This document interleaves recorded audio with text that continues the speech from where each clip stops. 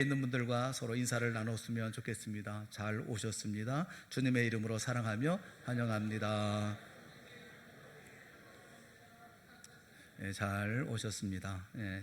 오늘 처음 나오신 분, 또 신앙생활 하다가 중간에 좀 쉬셨다가 오신 분, 혹은 마음에 깊은 상처로 힘들어하고 괴로워했지만 그런 초청받고 오신 분들 정말 잘 오셨습니다. 여러분들을 사랑하고 또 환영합니다. 우연히 할머니 네 분이 대화를 나누시는 모습을 보았습니다. 할머니 네 분이 대화를 하는데 참 보기가 좋더라고요. 또 서로 웃으시고 또 서로 손도 잡아주시고 등도 어루만져 주시고 그 모습이 참 보기 좋고 정겨웠어요. 그런데 할머니 얼굴을 유심히 보면서 내심 깜짝 놀랐습니다.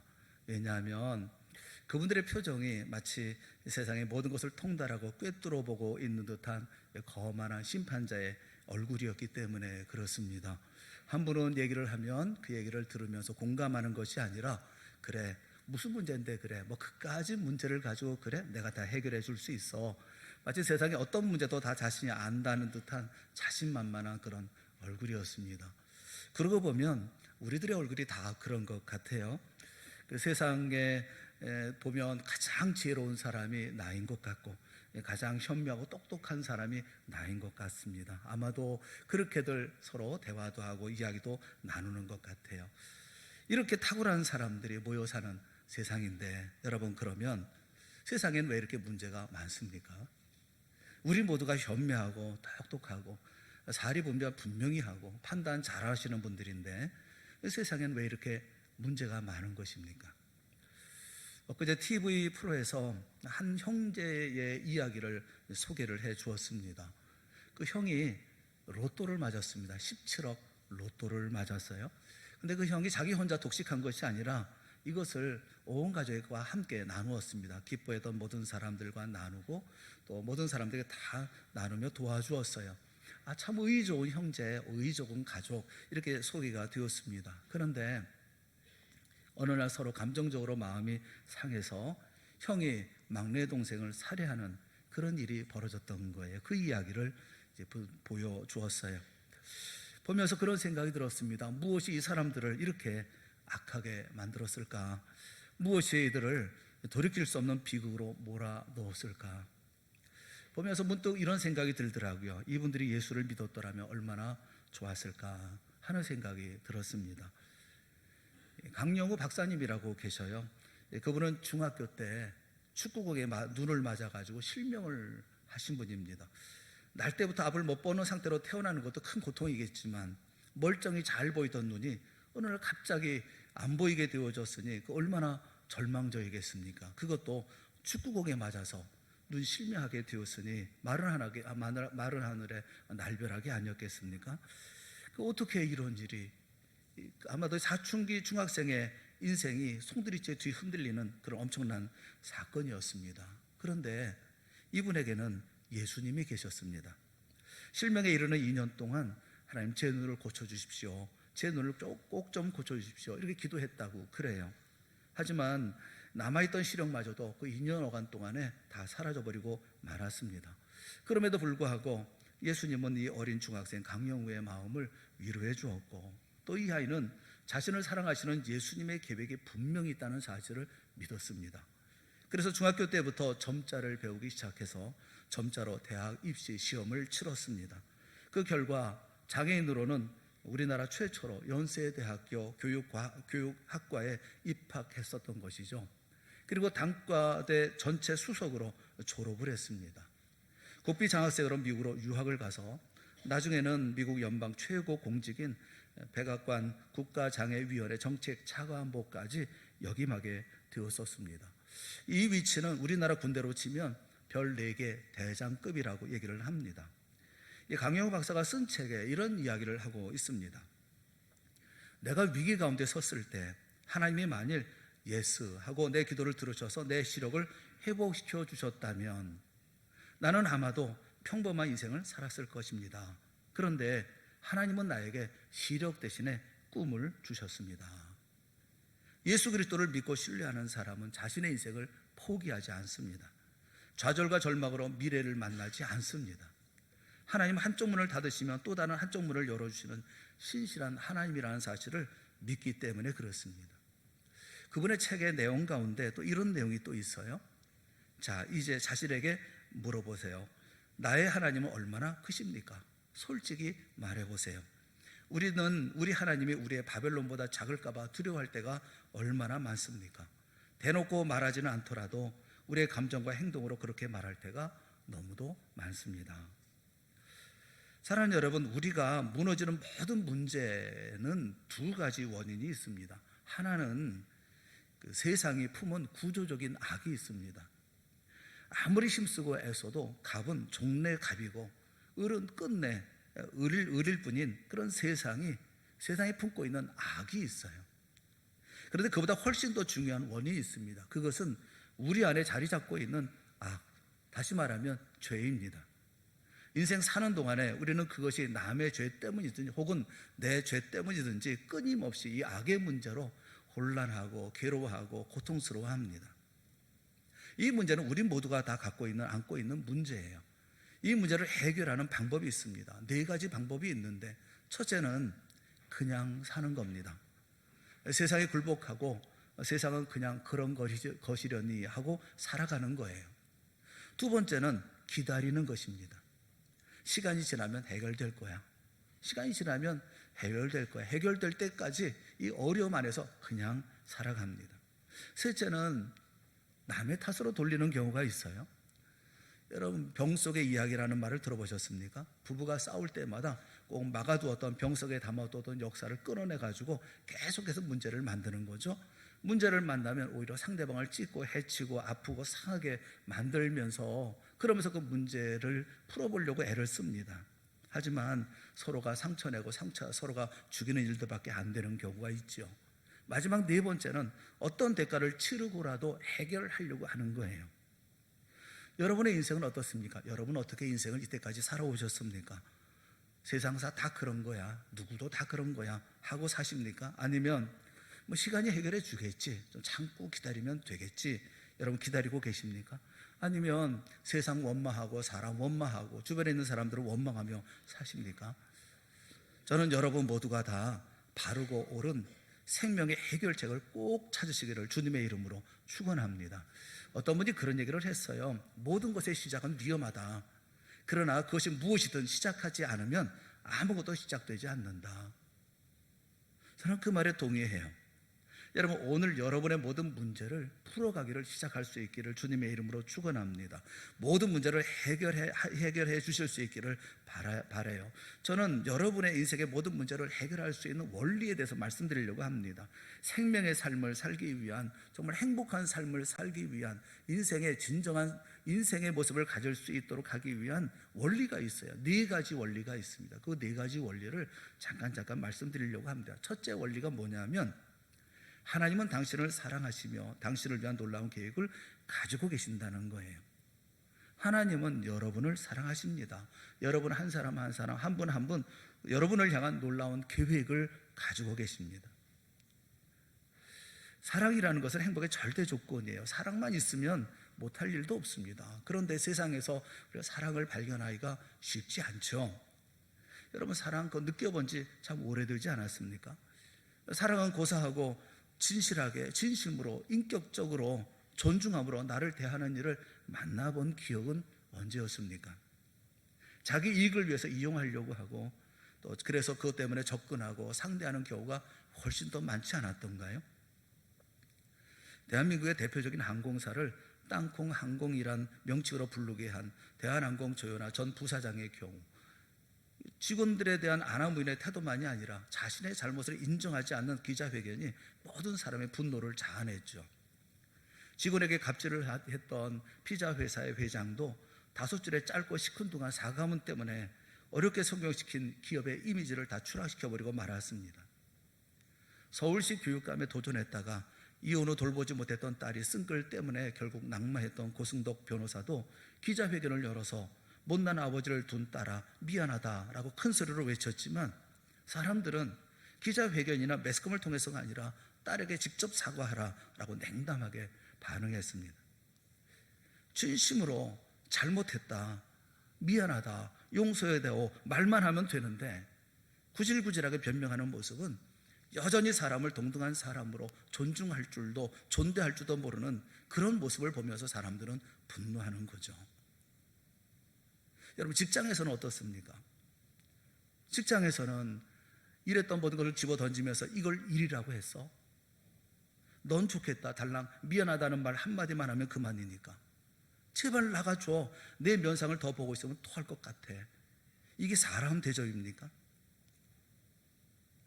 사랑하는 여러분, 여러분 모두가 이 세상이 아니라 하나님의 사랑의 품에 돌아오시기를 주님의 이름으로 축원합니다. 하기는 요즘에는 보면 가정에서도 애완견에게 밀리는 게 아빠의 자리라면서요. 놀라운 것이 뭐냐면 이 세상에 나를 향한 대접, 나를 대하는 대접과는 비교가 되지 않는 크고 놀라운 사랑을 내가 이미 받고 있다고 하는 것을 여러분 아십니까? 오늘 우리가 읽었던 말씀이 그 말씀이에요.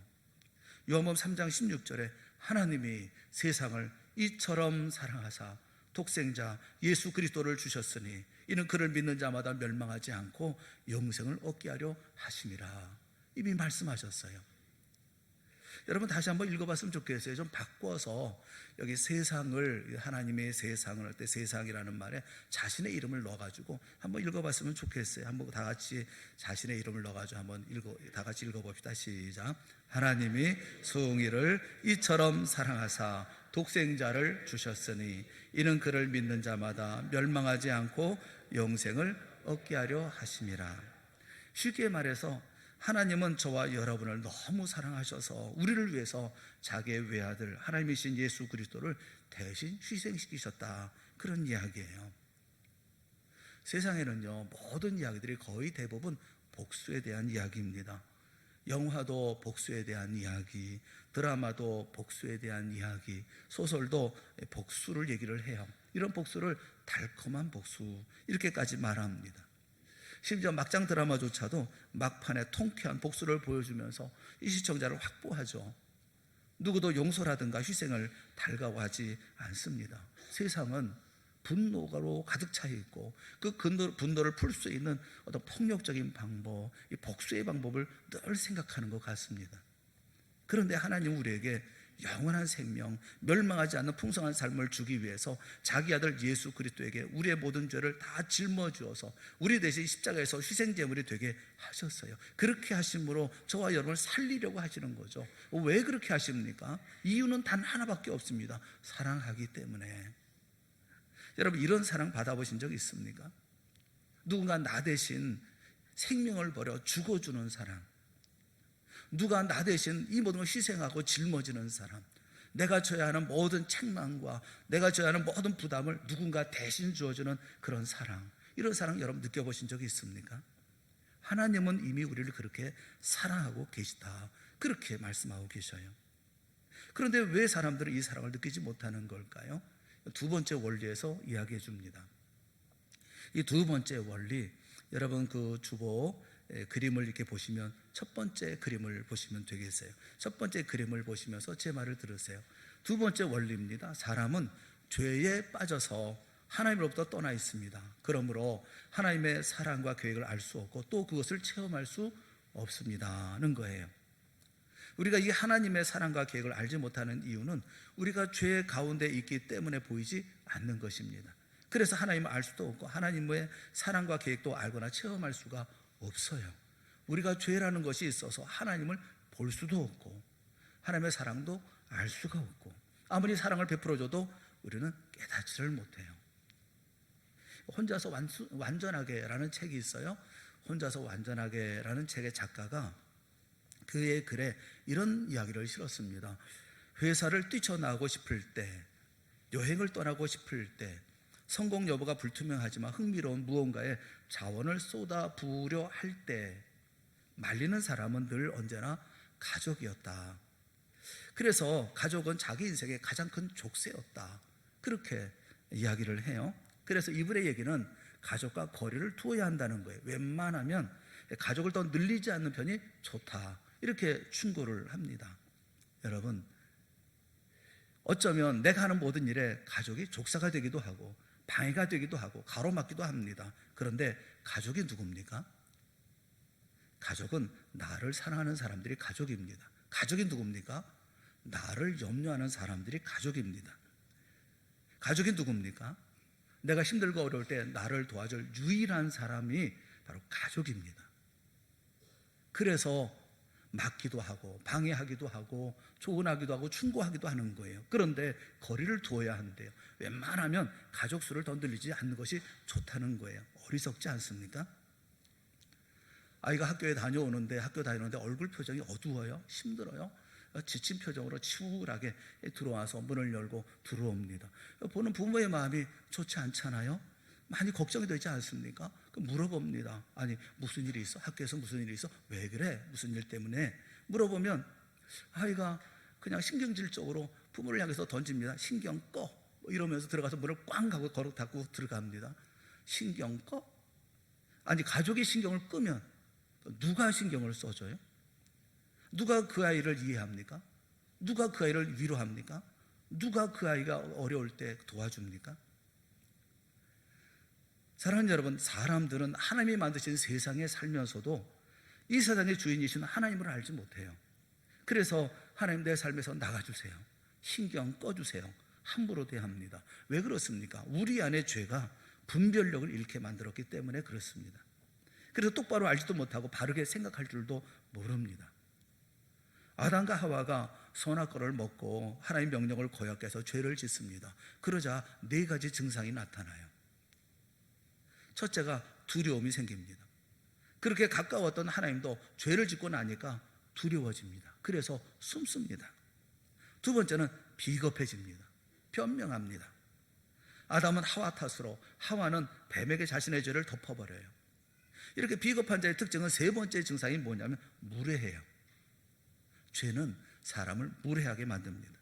아담은 하나님이 내게 주신 여자 때문에 죄를 지었다라고 이야기합니다. 그래서 모든 잘못의 원인은 하나님께 있다고 얘기를 해요. 좋은 아내를 주셨다면, 믿음 좋은 아내를 주셨다고 하면 이런 일이 일어나지 않았을 것 아닙니까? 라고 항의를 합니다. 죄를 지으면 죄는 하나님을 무시하게 합니다. 4번째 증상은 결국 상대방을 죽이는 것으로 나타납니다. 로마서 3장 23절에 있는 말씀을 우리 한번 다 같이 한번 보았으면 좋겠어요. 로마서 3장 23절 다 같이 시작. 모든 사람이 죄를 범하였음에 하나님의 영광에 이르지 못하더니. 본래 사람은 하나님과 교제하며 살도록 창조되었습니다. 그런데 사람은 사단의 유혹에 빠져서 자기 마음대로 살려고 했기 때문에 하나님과의 교제가 끊어져 버리고 말았어요. 하나님 없이 제 마음대로 사는 사람은 적극적일 때는 하나님께 반항하고 소극적일 때는 하나님에 대해서 무관심합니다. 잘 나갈 때는 의기양양하고 주변에 있는 사람이 다 눈 아래로 보이고, 물론 하나님도 보이지 않죠. 그러다가 뭔가 일이 잘못되어지면 하나님께 거칠게 항의하고 반항합니다. 건강할 때는 꽃 구경, 단풍 구경 다 놀러 다니면서 하나님 없이 살다가 몸에 뭔가 힘든 병이 생기면 내가 뭘 그렇게 잘못했다고 내게 이런 병을 주십니까? 하나님 원망하죠. 이것이 죄의 증거예요. 여기 수반에 꽃이 있습니다. 이 꽃은 살아있는 것입니까? 죽어있는 것입니까? 죽음에는 3가지가 있어요. 첫째는 영적인 죽음입니다. 영적 죽음이라고 하는 것은 하나님과의 관계가 끊어진 상태를 영적 죽음이라고 얘기를 해요. 우리는 태어날 때부터 하나님과의 관계가 끊어져 있는 상태로 태어납니다. 이 꽃은 싱싱하게 보일지는 모르지만 이미 뿌리에서 끊어졌으니 이 꽃은 죽은 거예요. 사람이 겉으로는 아름답고 싱싱해 보이지만 내면을 보면 죄로 가득합니다. 이것이 영적인 죽음인 거예요. 두 번째는 육신의 죽음이 있어요. 여러분, 이 꽃이 얼마나 아름다움을 버틸까요? 이틀, 사흘, 나흘, 시드는 것은 시간 문제일 뿐입니다. 아무리 아름다운 사람도 금세 주름살이 가고 볼품이 없는 모양으로 바뀌어 버립니다. 인생은 결국 시들다 꽃처럼 시들다가 죽게 되어져 있어요. 이것을 가리켜서 육신의 죽음이다 이렇게 말합니다. 이 육신의 죽음은 영적인 죽음 때문에 오는 거예요. 줄기에서 끊어져 있기 때문에 찾아오는 거예요. 셋째는 영원한 죽음이에요. 여러분, 이 꽃이 다 시들고 말라 비틀어지면 어떻게 합니까? 쓰레기통에 버려집니다. 우리 인생도 죽으면 가는 곳이 있어요. 평생 하나님을 떠나서 제 마음대로 산 사람을 데리고 가는 곳이 있어요. 바로 그것이 지옥입니다. 성경 그것을 가리켜서 멸망이라고 말하고 영원한 죽음이다 이렇게 말하기도 합니다. 죄의 삭은 사망이라고 하나님 말씀하십니다. 여기 사망은 바로 그 영원한 죽음을 말하는 거예요. 우리는 본능적으로 죽음에 대한 불안감을 가지고 있습니다. 두려움이 있습니다. 그 이유가 뭔지 아십니까? 죽음에 대한 하나님의 말씀, 죄에 대한 하나님의 말씀이 진리이기 때문에 그래요.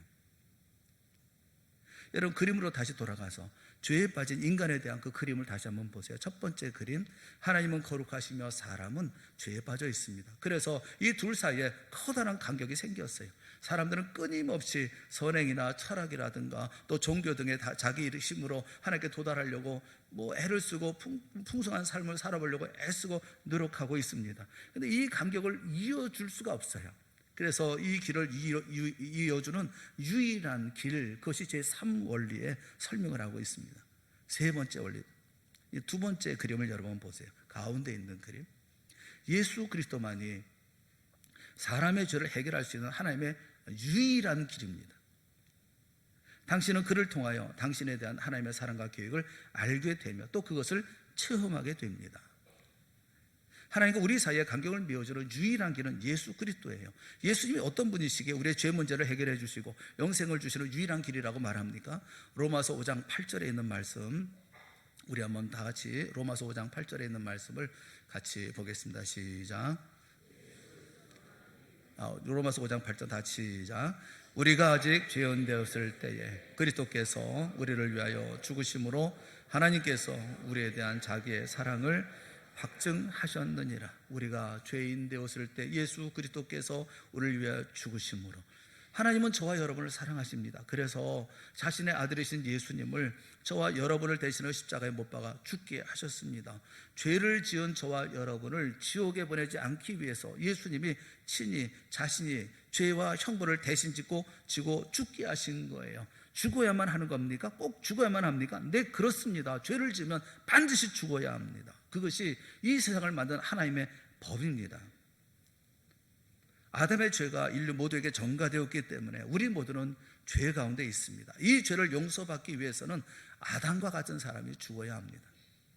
우리 모두는 다 죄인입니다. 우리 모두는 죄인이고 죄인이 죄인을 구원할 수는 없어요. 죄가 없는 사람만이 우리 죄를 대신할 수가 있어요. 우리 모두가 누가 누구를 위해서 죽습니까? 우리 가운데 죄 없는 사람이 한 사람도 없습니다. 다 죄인이에요. 그래서 하나님은 자기 아들 죄 없으신 예수 그리스도를 보내셔서 우리 대신 십자가에서 피 흘려 죽게 하신 거예요. 죄 없는 분은 오직 예수님밖에 없기 때문에 그래요. 그런데 예수님이 죽으신 것만으로는 되는 것이 아니에요. 그는 또한 죽음에서 살아나십니다. 고린도서 15장 3절부터 6절에 있는 말씀, 고린도서 15장 3절부터 6절에 있는 말씀 같이 보겠습니다. 그리스도께서 우리 죄를 위하여 죽으시고 장사 지낸 바 되셨다가 성경대로 사흘 만에 다시 살아나사 게바에게 보이시고 후에 12 제자에게와 그 후에 500여 형제에게 일시에 보이셨나니 라고 말씀하고 있어요. 예수님이 십자가에 죽으시고 장사되었다가 성경에 예언한 대로 사흘 만에 다시 살아나셨습니다. 그래서 베드로와 제자들에게 또 그리고 500여 형제에게 부활하신 예수님을 보여주셨습니다. 사랑하는 여러분, 예수님은 무덤이 없습니다. 예수님은 다시 사셨어요. 사망의 권세를 밟고 일어나셨어요. 우리 모두가 피할 수 없는 것이 사망입니다. 사망은요, 힘이 있고 권세가 있습니다. 누구도 그 앞에 굴복할 수밖에 없습니다. 그런데 예수님께서 다시 살아나심으로 그 모든 사망의 권세를 발로 짓밟고 승리하신 거예요. 그래서 완벽하게 우리를 죄에서 구원하셨습니다. 우리를 죽음이라는 공포에서 건져내셨습니다. 오직 예수 그리스도만이 우리에게 구원을 주시는 유일한 분, 유일한 하나님이십니다. 그림을 보세요. 우리가 죽음을 이기고 영원히 살게 되는 유일한 길, 그것은 바로 예수님밖에 없다라는 것입니다.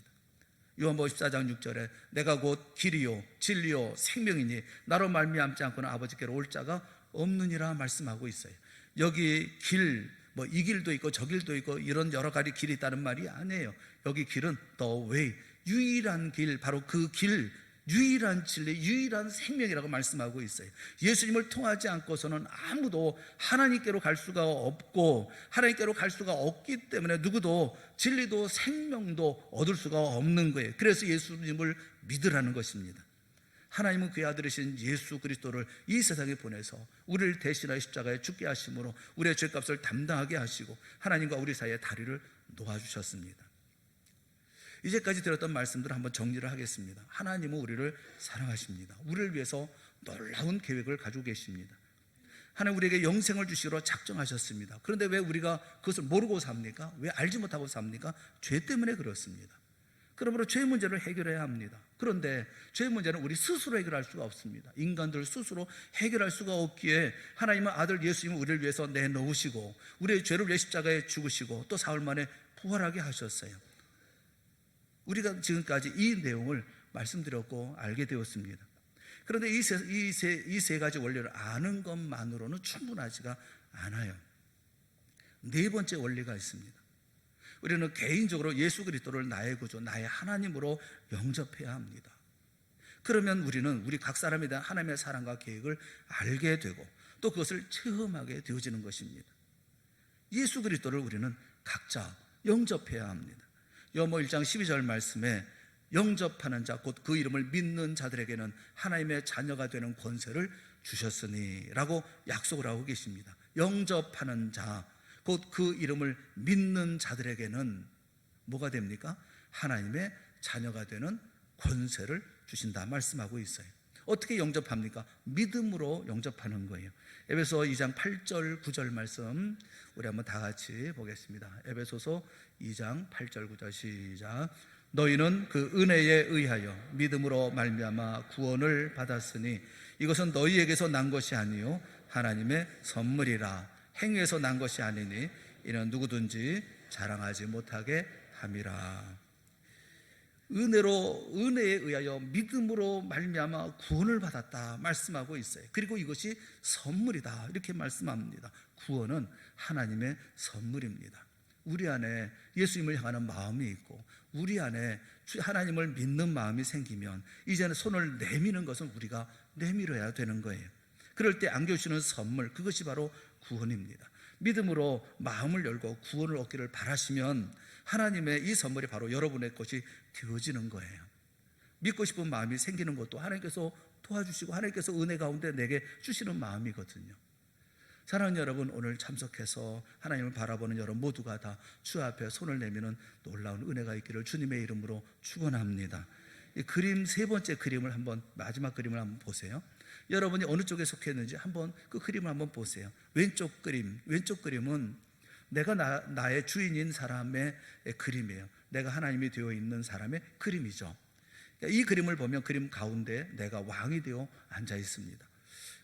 그리고 십자가는 하나님이신 예수님이신데 예수님은 자기 마음 바깥에 쫓겨나 있습니다. 그리고 동그란 까만 점들은 내가 계획하고 있는 모든 일들을 가리킵니다. 인생 만사를 내가 주인이 돼서 주관하고 있는 거예요.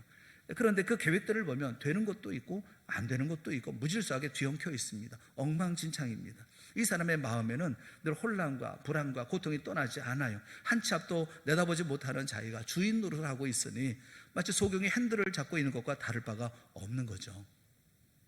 그런데 그 옆에 있는 오른쪽 그림은 다릅니다. 내가 앉아있는 왕자를 예수님께 양보를 했어요. 그 다음에 나는 예수님의 발 밑에 내려앉습니다. 주님께서 나의 왕이 되어 주시옵소서. 그리고 주의 말씀에 내가 순종하겠습니다 하고 내려앉는 거예요.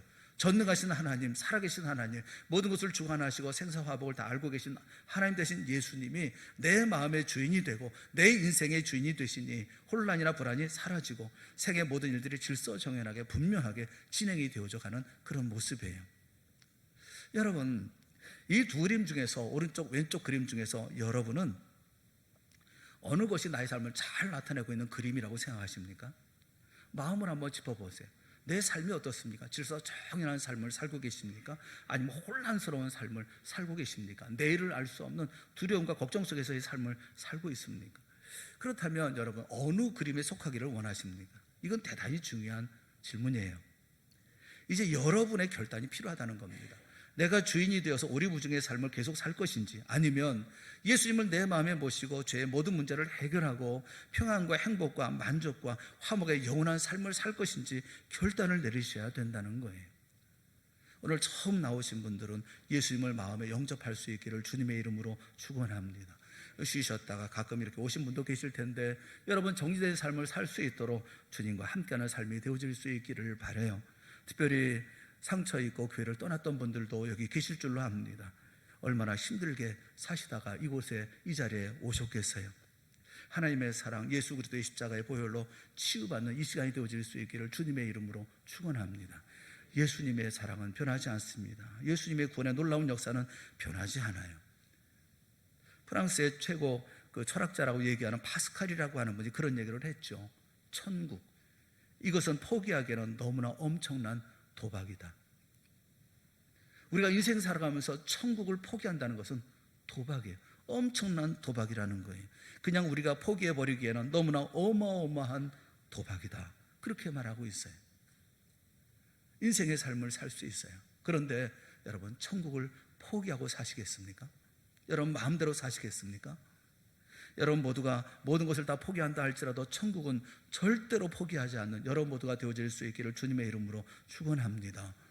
여러분, 여러분의 영혼을 사랑하시고 여러분의 인생을 사랑하시고 여러분의 가족을 사랑하시고 또 그리고 그 가운데 정리된 삶을 살고 또 질서적인 삶을 살 뿐만 아니라 분명한 목표 있는 삶을 살아가고 인생이 살아있는 생명의 삶을 살아가는 우리 모두가 되어질 수 있기를 바랍니다. 하나님 없이 이대로 살아서는 안 되는 거예요.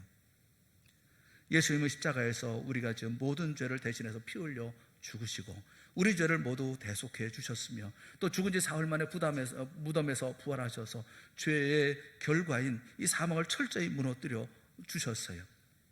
우리는 모두 이와 같은 구원의 자리 가운데 우리가 예수님을 마음에 영접하면 우리가 주님의 자녀가 되어지고 그리고 구원의 자리에 이르게 되어지고 인생의 참된 기쁨과 축복과 영생을 경험할 수 있는 거예요. 하나님의 사랑을 알기를 원하십니까? 나를 향하신 하나님의 계획을 알기를 원하십니까? 그렇다면 예수 그리스도를 믿겠다는 마음으로 오늘 주님을 향해서 손을 내밀면 주님께서는 구원을 여러분에게 선물로 주실 줄을 믿습니다. 제가 인생을 살면서 많은 시간을 살았지는 않지만 그러나 제가 그래도 웬만큼은 살았다고 생각하는데 여러분에게 한마디 꼭 제가 전해주고 싶은 말이 있다고 한다면 예수님을 믿으시라는 거예요. 인생 살면서 얼마나 힘든 일들이 많았는지, 여러분이나 저나 인생 살면서 얼마나 괴로운 일이 많았겠어요. 또 저 역시도 험난한 인생을 살아오지 않았겠습니까? 그럼에도 불구하고 그 가운데 제 삶을 꼭 지켜주셨던 분은 예수님이셨습니다.